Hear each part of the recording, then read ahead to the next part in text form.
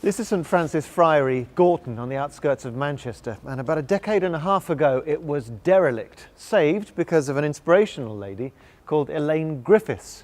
She nominated it to the World Monuments Watch and found £6.5 million to invest in turning it back into a building so useful it's already generated £8.5 million for the local community. And I want to find out how she did it.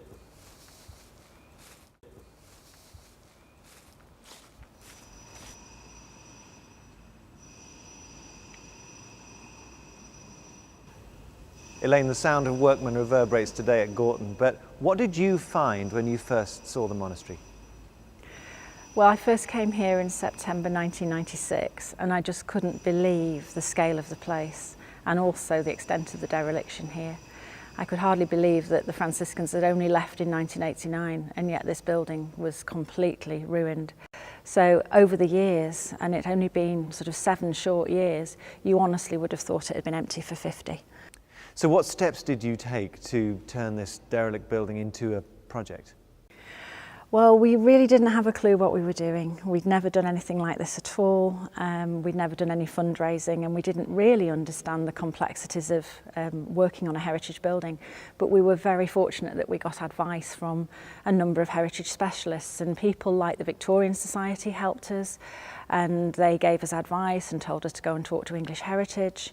And in those days it was the early days of the Heritage Lottery Fund, but we were given some glimmer of hope that we might be able to apply for substantial grants from the Heritage Lottery Fund. So we started a very long journey. So what difference did World Monuments Watch listing make? The World Monuments Fund watch listing made all the difference to this project. If we hadn't been listed, I doubt if we'd be standing here today. It was the one thing that changed the fortunes of the project, because the building had been in the hands of receivers following the collapse of the apartment scheme, and literally we couldn't raise any more funds at all because we didn't have ownership of the place. So the listing enabled us to get lots of positive publicity, and it enabled us to go and negotiate with the receivers and ultimately buy the building for £1.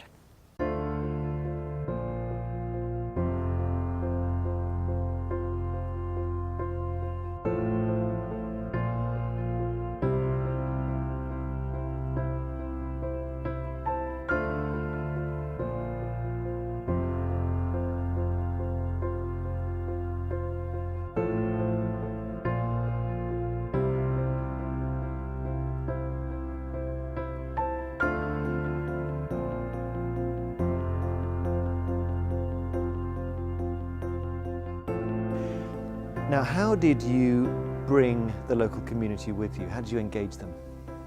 When we first came here and we realised how awful the building was and what a dreadful state it was almost like in the too difficult to do pile. But we thought, no, this is important. It was important. I got involved because my husband had been an altar boy here. It was very important to his family and all the relatives locally, so we thought we needed to talk to local people. And we had a gathering of the local community, and it was true that there was a lot of emotion and support for the project in the community. In terms of the investment in the fabric, the energy, and not to mention the hundreds of years of prayer and people's lives that are invested in this space. This is a magical monastery. You could never build it again. These places need to be treasured. And that's where the campaign began. And from a handful of volunteers, we ended up getting a friend scheme together of over 1,000 friends. So the community have supported us all the way through. And there are many, many hours of donated time that have gone into this project.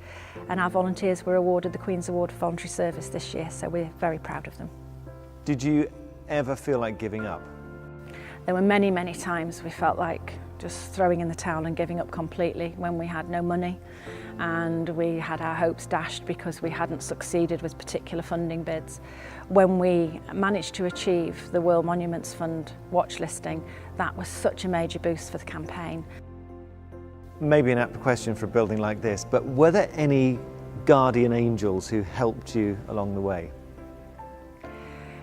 This project's been really interesting because we've from time to time had uncanny things happen and people turning up at exactly the right time. Sometimes it's been when we needed financial support, and one of the classic cases is the World Monuments Fund, and that £70,000 grant that we managed to achieve from the World Monuments Fund listing through American Express was the thing that kept us going in those first early years. So who gets to use Gorton? The amazing thing about the building now is that it's used by everybody for all kinds of things. So it's no longer consecrated, it's not an official religious place of worship, although we do use it for spiritual uses. It's still amazing sacred space, but it's actually available to everybody for everything from weddings right through to classical concerts to conferences and events. It's just the most beautiful, flexible space, and we say it's sort of like the 3 C's. It's used for corporate use in order to generate a sustainable income, for cultural use in terms of the space to be used for all kinds of drama, art, music events, and also the other C is community use, and that allows us to give back to other charities locally as well, because they can use this space on a subsidised basis.